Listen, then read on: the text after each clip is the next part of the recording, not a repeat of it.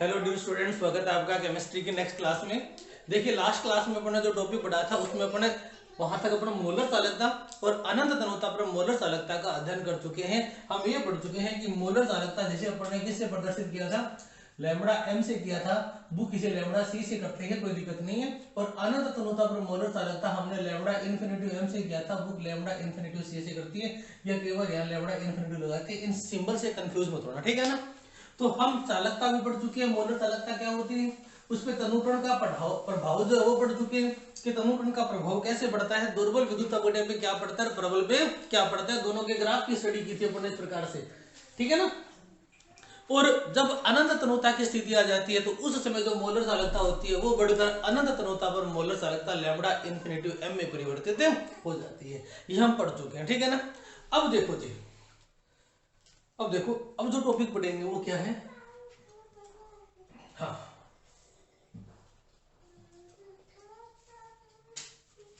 वियोजन की मात्रा एल्फा।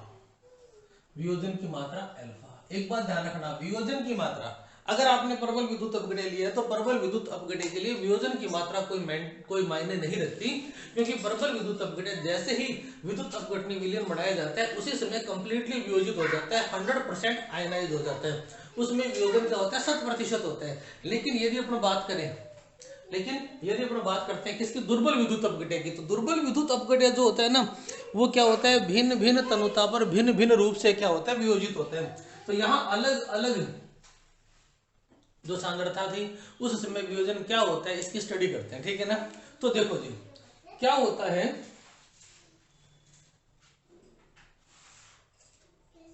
वियोजन की मात्रा को कैसे स्टडी करेंगे। हमने कोई एक एग्जांपल लेते हैं, हमने एक विद्युत अपघटनीय विलयन लिया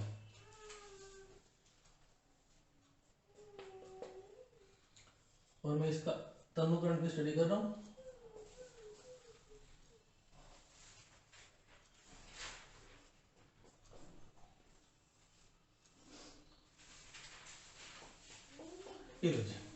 हमने क्या किया, कोई विद्युत अपघटनीय विलयन लिया और जो इसमें जो कंपोनेंट था ना वो था दुर्बल। कैसा था, दुर्बल, ठीक है ना। दुर्बल के लिए ये कोई सांद्रता है, इस समय मोलर चालकता लैम्बडा एम होगी 1, इस समय लैम्बडा m2, इस समय लैम्बडा m3, और ये जो स्थिति है ना इस समय होगी लैम्बडा इन्फिनिटी m। यानी यहाँ पे अनंत तनुता हमने ऐसा मान लिया, बाकी दुर्बल विद्युत अपघटन के लिए कभी अनंत तनुता आती नहीं है। लेकिन हमारे पास, चलो इसको लैम्बडा 4 मान लेते हैं, लैम्बडा m4, ठीक है ना। और एक कोलराउस का नियम होता है जो इसके बाद करवाऊंगा। हम कोलराउस के नियम से किसी भी दुर्बल विद्युत अपघटन की अनंत तनुता पर मोलर चालकता ज्ञात कर सकते हैं। यानी कोलराउस का नियम हमें हेल्प करता है कि जिनकी कभी अनंत तनुताएं आती नहीं है उनके लिए अनंत तनुता पर मोलर चालकता कैसे ज्ञात करते हैं। तो हमने एक और तरीके से क्या कर लिया, लैम्बडा इन्फिनिटी एम ज्ञात कर लिया, ठीक है ना। अब देखो जी, कोई दुर्बल विद्युत अपघटन था, जैसे मैं सपोज करूं कि HAC था, HAC, ये CS3COOH है, AC जो होता है ना वो होता है CS3COO माइनस और H प्लस, HAC की बात करें, ठीक है ना। तो HAC अगर आपके पास है, एसिटिक अम्ल है, तो एसिटिक अम्ल की एक तनुता पर ये, एक तनुता पे ये, एक तनुता पर ये, एक तनुता पर, मेरे पास क्या, 4 अलग अलग तनुताओं पे क्या आ गया, इसकी मोलर चालकताओं के मान आ गए। 4 अलग अलग तनुता यानी 4 अलग अलग सांद्रताओं पे मोलर चालकताओं के मान आ गए, और एक इसका अनंत तनुता पर मोलर चालकता का जो मान होता है वो क्या होता है, फिक्स होता है। तो अब क्या कहते हैं कि जी मुझे यहां पता लगाना है कि यहाँ वियोजन की मात्रा क्या होगी, यहाँ वियोजन की मात्रा क्या होगी, यहाँ क्या होगी, यहाँ क्या होगी। तो क्या कहते हैं कि इस समय जो इसकी मोलर चालकता है लैम्बडा m1, इसका लैम्बडा इन्फिनिटी m के साथ अनुपात ले लो, वो इसका क्या होता है, अल्फा। इसका अल्फा क्या हो गया, lambda m1 upon lambda infinity m। इसका क्या हो गया, lambda m2 upon lambda infinity m, lambda m3 upon lambda infinity m, lambda m4 upon lambda infinity m। तो क्या हो गया, किसी समय किसी सांद्रता पर या किसी तनुता पर उसकी मोलर चालकता और अनंत तनुता पर मोलर चालकताओं के अनुपात को क्या बोलते हैं, वियोजन की मात्रा अल्फा। सीधी सी बात है, समझने वाली बात एक ही है कि किसी समय या किसी सांद्रता पर या किसी तनुता पर उसकी मोलर चालकता और अनंत तनुता पर जो मोलर चालकता है उनका अनुपात ही क्या कहलाता है, वियोजन की मात्रा कहलाती है। और वियोजन की मात्रा सिर्फ और सिर्फ किन के लिए निकाली जाती है, दुर्बल विद्युत अपघटनों के लिए। जब अनंत तनुता में मोलर चालकता और उसकी मोलर चालकता बराबर हो जाती है तो अल्फा का मान 1 आ जाता है। जहां अल्फा का मान 1 है, वियोजन का मान 1 है, यानी आपका कंपोनेंट संपूर्ण रूप से वियोजित हो चुका है। और ऐसा केवल प्रबल विद्युत अपघटनों के लिए होता है। प्रबल विद्युत अपघटनों के लिए वियोजन की मात्रा हमेशा क्या आती है? 1 आती है, क्योंकि उनकी मोलर चालकता उनकी अनंत तनुता में मोलर चालकता के बराबर हो जाती है। ठीक है ना? तो हेडिंग डाल दो वियोजन की मात्रा,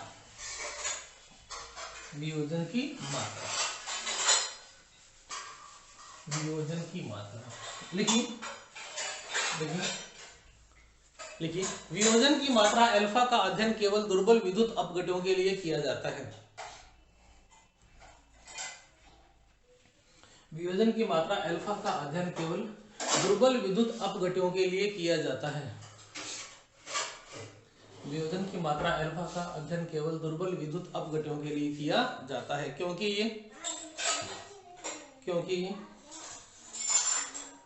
क्योंकि तनुता बढ़ने के साथ साथ बढ़ता जाता है।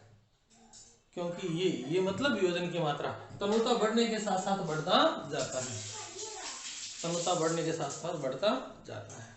ठीक है, लेकिन किसी सांद्रता पर मोलर चालकता व अनंत तनुता पर मोलर चालकता का अनुपात ही वियोजन की मात्रा अल्फा कहलाता है। किसी सांद्रता पर मोलर चालकता व अनंत तनुता पर मोलर चालकता, किसी सांद्रता पर मोलर चालकता व अनंत तनुता पर मोलर चालकता का अनुपात ही वियोजन की मात्रा अल्फा कहलाता है। वियोजन की मात्रा अल्फा, तो ये तो हो गया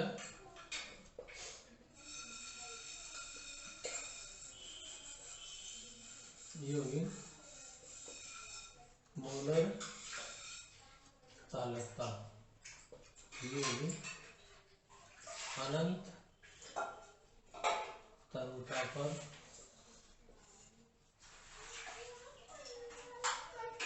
मोलर चालकता, ये होगी मोलर चालकता, अनंत तनुता पर मोलर चालकता और वियोजन की मात्रा अल्फा। तो हो गया क्या? मोलर चालकता और अनंत तनुता पर मोलर चालकताओं का जो अनुपात है वो क्या होता है? अल्फा होता है। ठीक है ना? अब एक स्टार लगा के लिखना, देखिए प्रबल विद्युत अपघटन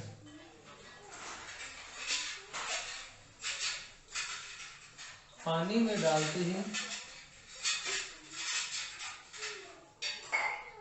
पूर्ण रूप से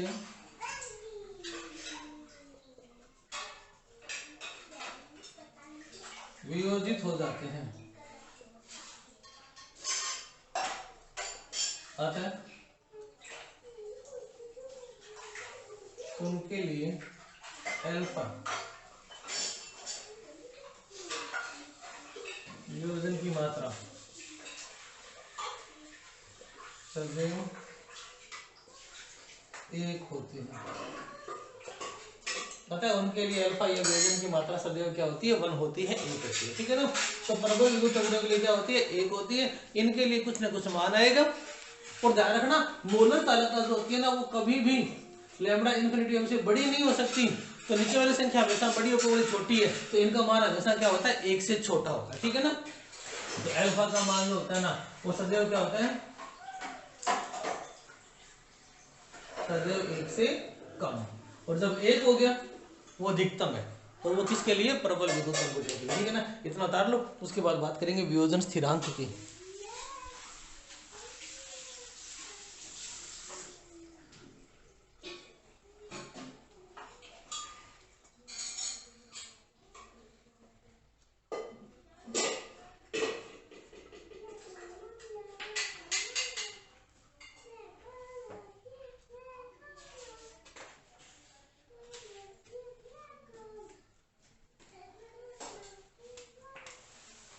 हो गया? अब देखो अगर वियोजन स्थिरांक की बात करें तो बुक में कहीं भी वियोजन स्थिरांक के बारे में नहीं लिखा हुआ है, लेकिन क्वेश्चन जो है ना उन क्वेश्चंस में वियोजन स्थिरांक के न्यूमेरिकल पूछे गए हैं, इसलिए अपना वियोजन स्थिरांक के बारे में थोड़ा बता देते हैं। बुक नहीं बताते, बुक में बड़ा कचरा कर रखा है। अब हम बात करते हैं वियोजन स्थिरांक की, क्योंकि वियोजन स्थिरांक करे बिना तो न्यूमेरिकल पूरे कर ही नहीं पाओगे।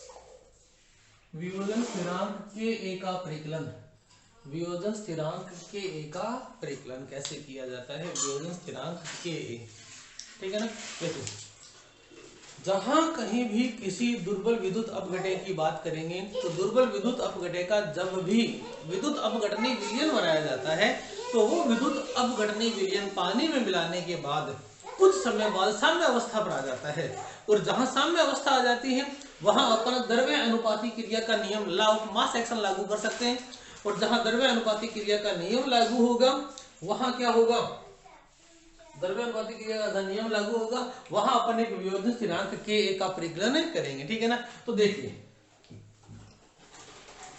के ए निकालने के लिए अपने एक एग्जांपल लेते हैं, अपना जो एग्जांपल है सपोज करो HCWH, आप जो मर्जी एग्जांपल ले लो वो दुर्बल विद्युत अपघटय होना चाहिए, हम इसकी स्टडी करते हैं, ठीक है ना। HCWH कैसा विद्युत अपघटय है, दुर्बल विद्युत अपघटय के लिए। देखो जी इस दुर्बल विद्युत अपघटय की बात करें तो हमने लिया HCOOH और इसको डाला पानी में और ये चेंज हो गया HCOO माइनस एक्वस प्लस में H प्लस एक्वस, ये बन गया, ठीक है ना। अब देखो जी यहां कंडीशंस लगाते हैं। सबसे पहले प्रारंभ में t बराबर जब 0 हो उस समय बात कर रहे हैं, प्रारंभ में जब t बराबर 0 था उस समय की बात करें तो HCWH जो था सपोज करो हमने लिया 1 मोल, कितना लिया 1 मोल, और ये जो था ना ये एक्सेस में है, इसकी स्टडी करने की जरूरत नहीं है, ये अधिकतम में था, ये 1 मोल था, ये एक्सेस में था और इनका अमाउंट था 0 और 0 ये बड़े ही नहीं थे, ठीक है ना। इसके बाद साम्य अवस्था पर हम कहां पहुंच गए, साम्य अवस्था पर। अब देखो जी जब साम्य अवस्था आई माना उस समय जो वियोजन हुआ वो एल्फा है, तो ये कितना बचा 1 माइनस एल्फा, इसकी स्टडी करने की जरूरत नहीं। अब ये अगर एक अणु टूटता तो ये दोनों एक एक बनते, ये 10 टूटता है तो 10 बनते हैं, x टूटता है तो xs बनते हैं, और ये तो एल्फा टूटा है, एल्फा टूटा है तो क्या बन जाएंगे एल्फा और एल्फा, क्लियर है। यदि विलयन का आयतन v है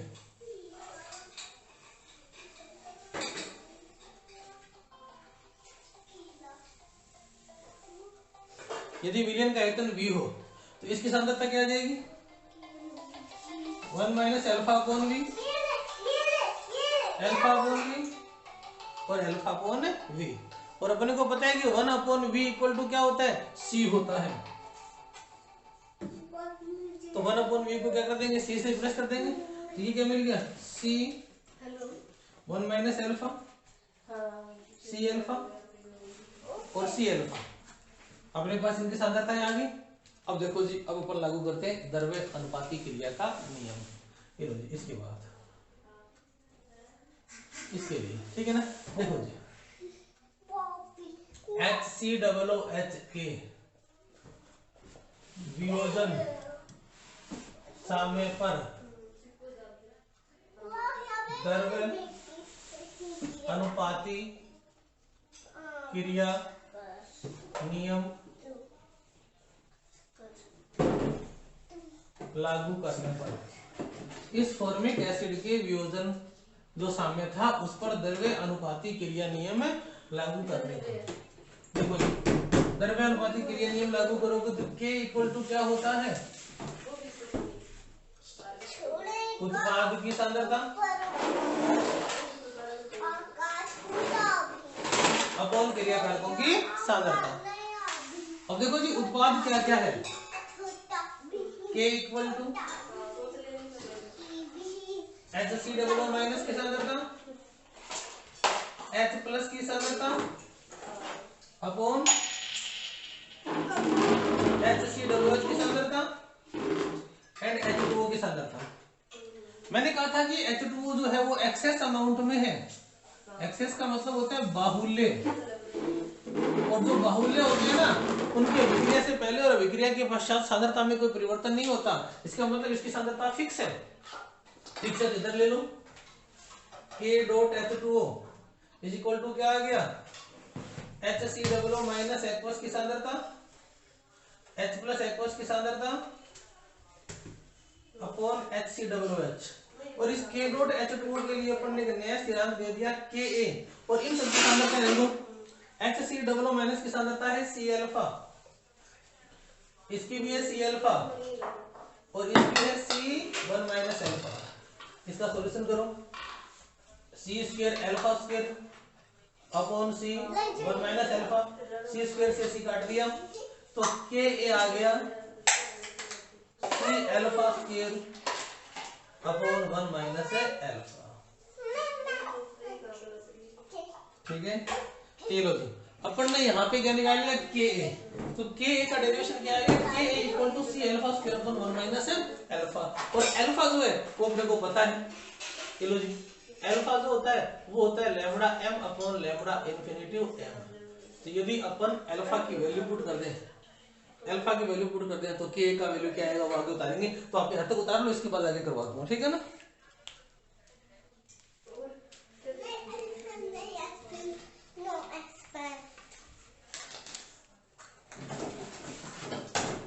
उतार लीजिए फटाफट। सबसे पहले अपन ने क्या कर दिया, ये एक साम्य अवस्था ले ली। देखो ये साम्य अवस्था में जो फॉर्मूला आएगा हमेशा फिक्स नहीं होता। अगर ये 2 में टूट रहा है ना तो ये स्थिति आएगी, कल को 3 में टूटने वाला होगा तो अलग आएगा, 4 में टूटने वाला होगा तो अलग आएगा। ज्यादातर 2 में टूटने वाले आते हैं क्योंकि अपन एग्जाम्पल लेते हैं या तो फॉर्मिक अम्ल लेते हैं या एसिटिक अम्ल लेते हैं और वो 2 में टूटते हैं। तो इनके लिए अपने पास सांद्रताओं के पद आ गए और इधर अपन ने द्रव्यानुपाती क्रिया नियम लागू करके सांद्रताओं के पदों को यहाँ रख दिया। तो Ka इक्वल टू आ गया C alpha square upon 1 minus alpha. और इसके बाद अपन क्या करेंगे, अल्फा की वैल्यू पुट करेंगे। आप फटाफट उतार लीजिए, इसके बाद आगे का काम करवाता हूं।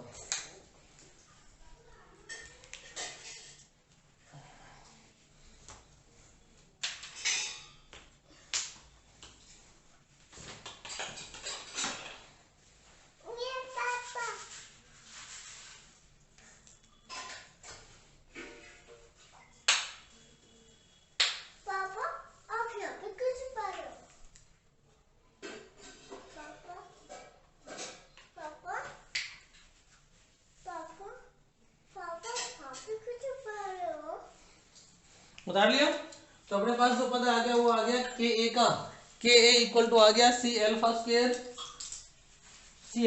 Upon 1 minus alpha. ठीक है, इसको आगे सोल्व करते हैं।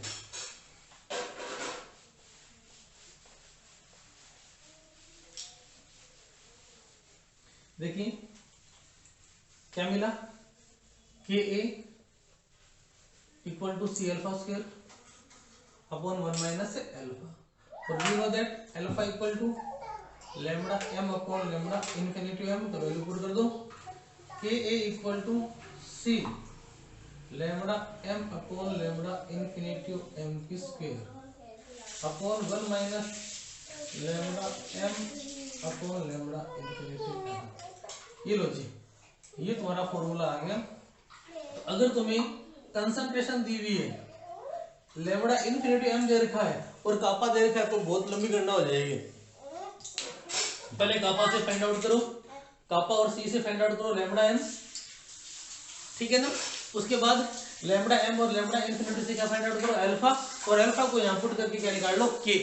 यहां तक न्यूमेरिकल आता है, ठीक है ना। ये आपका Ka क्या हो गया, वियोजन स्थिरांक।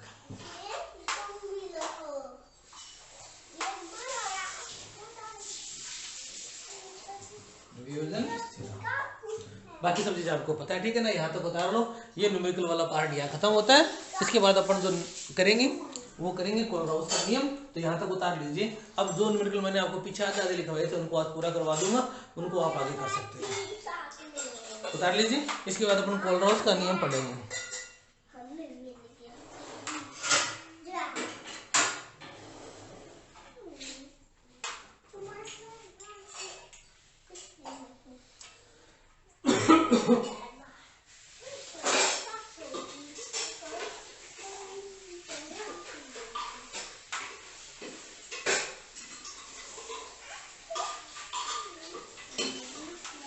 हो गया। चलो जी, इसके बाद एंड डाल दो कोलराउस का नियम।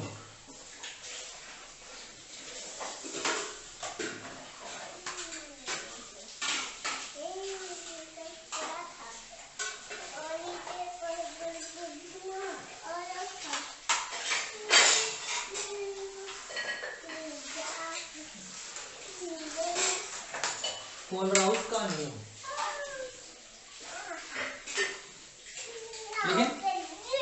कोलराउस का नियम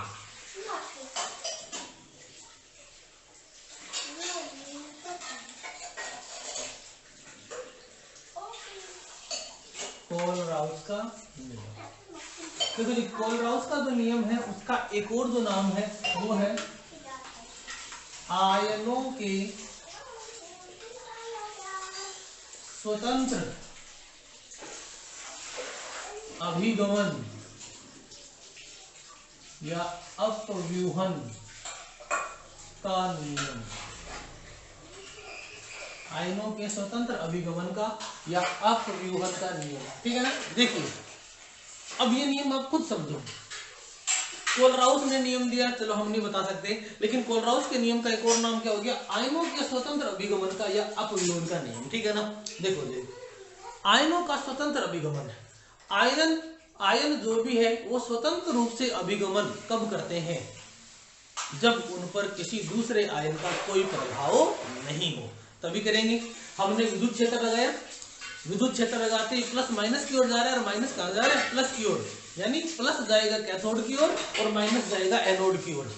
अब माइनस जब एनोड पे जाए तो वो स्वतंत्र रूप से जाए, और स्वतंत्र रूप से तब जाएगा जब उसका जो मंडल था उस मंडल में कोई आयन हो ही ना, और वो स्थिति तब आती है जब अनंत तनुता हो। क्या हो, अनंत तनुता। तो देखना जी, कोलराउस ने जो नियम दिया था वो दिया था अनंत तनुता पर। कब दिया था, अनंत तनुता पर। समझने वाली चीज है कि हमने कोई विलयन लिया और विलयन यदि है अनंत तनुता की स्थिति पर, इनफिनिट डाइल्यूशन पे, तो यहां इसका प्लस है और यहां इसका है माइनस, और ये प्लस और माइनस या प्लस और दूसरा प्लस जो है और दूसरा जो माइनस है, ये इतनी दूर दूर होते हैं कि इस प्लस पर इस प्लस का या इस माइनस का किसी का कोई प्रभाव नहीं होता, ठीक है ना। तो कोलराउस क्या कहता है कि जब कोई विद्युत अपघटे अनंत तनुता पर स्थित है या अनंत तनुता पर है, किस पर है, अनंत तनुता पर है, तो किसी आयन पर दूसरे आयन का कोई आकर्षण या प्रतिकर्षण नहीं होता।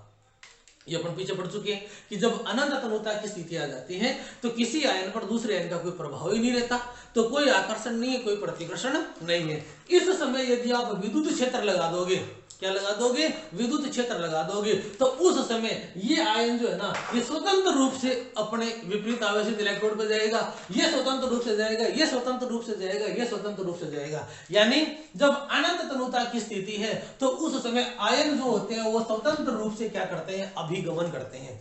क्या करते हैं, अभिगमन करते हैं। ये बात कोलराउस ने बता दी। अब नियम कैसे बना वो देखिए। जब अनंत तनुता की स्थिति थी उस समय आयन जो होते हैं वो हमें पता है कि स्वतंत्र रूप से क्या करते हैं, अभिगमन करते हैं। तो उस समय होता क्या है, ये बात समझ में आएगी ना। अब देखो जो नियम बनाते हैं, ठीक है ना। अब देखो पहले नियम बनाऊंगा फिर समझाऊंगा, ठीक है ना। देखो कोलराउस के अनुसार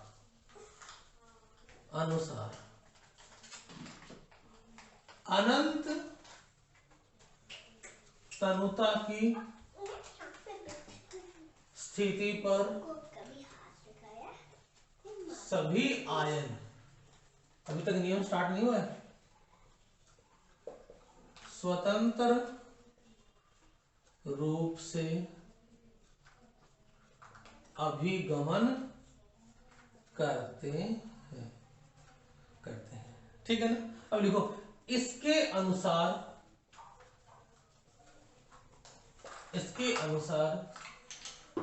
अनंत तनुता पर किसी विद्युत अपघटे की मोलर चालकता, मोलर चालकता उस विद्युत अपघटे में उपस्थित, उस विद्युत अपघटे में उपस्थित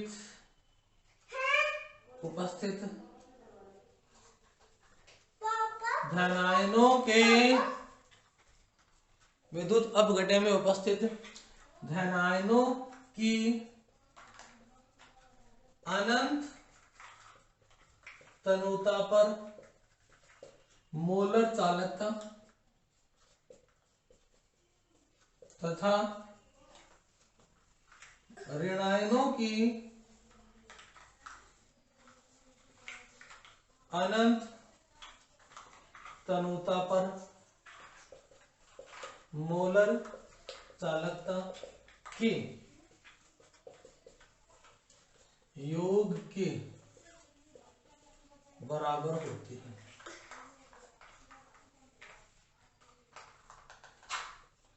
कुल ठीक है।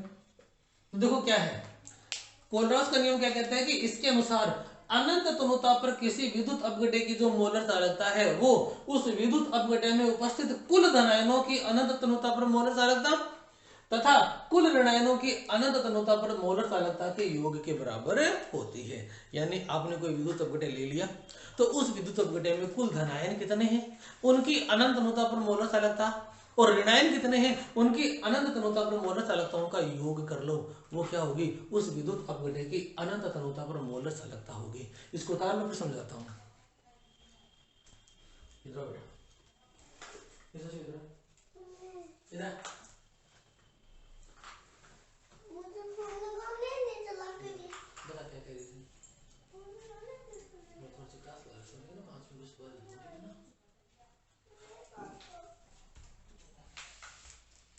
तो क्या हो गया, कोलराउस क्या कहता है कि जब अनंत तनुता आती है तब आयनों पे विपरीत आवेशित आयन का प्रभाव नहीं रहता। तो एक तो ये आयन उस समय क्या करते हैं, स्वतंत्र रूप से अभिगमन करते हैं, और उस समय उस विद्युत अपघटे की अनंत तनुता पर जो मोलर चालकता है वो उसमें उपस्थित कुल धनायनों की जो अनंत तनुता पर मोलर चालकता है और कुल ऋणायनों की जो अनंत तनुता पर मोलर चालकता है उनके योग की क्या होती है, बराबर होती है। फिर उदाहरण अब समझते हैं, ठीक है ना। देखो जी,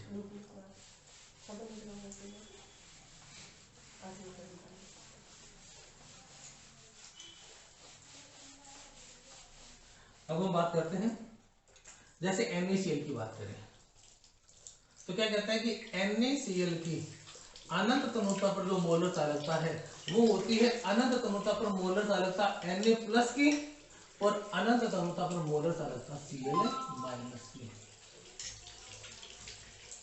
ठीक है ना। यदि हमें किसी तरीके से Na+ की मोलर चालकता पता चल जाए और Cl- की मोलर चालकता पता चल जाए और इनकी संख्या पता चल जाए तो इनको अपन जोड़ के NaCl की निकाल सकते हैं, निकाल सकते हैं, ठीक है ना। और इसी का उपयोग क्या किया जाता है, इसका उपयोग दुर्बल विद्युत अपघट्यों की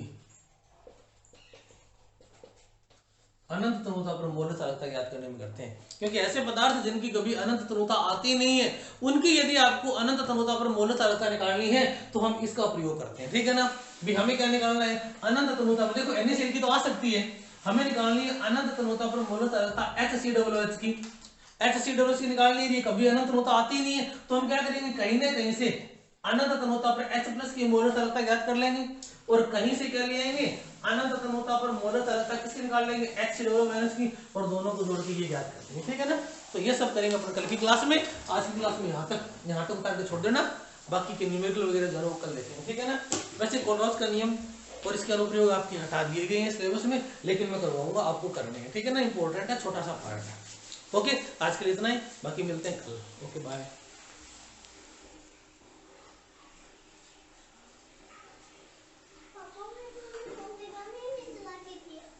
क्यों चला के दो, क्यों चला के दो, क्यों नहीं बेटी। तू क्या मेरा बेटा है? देखो बेटा चाहिए, बेटी नहीं चाहिए।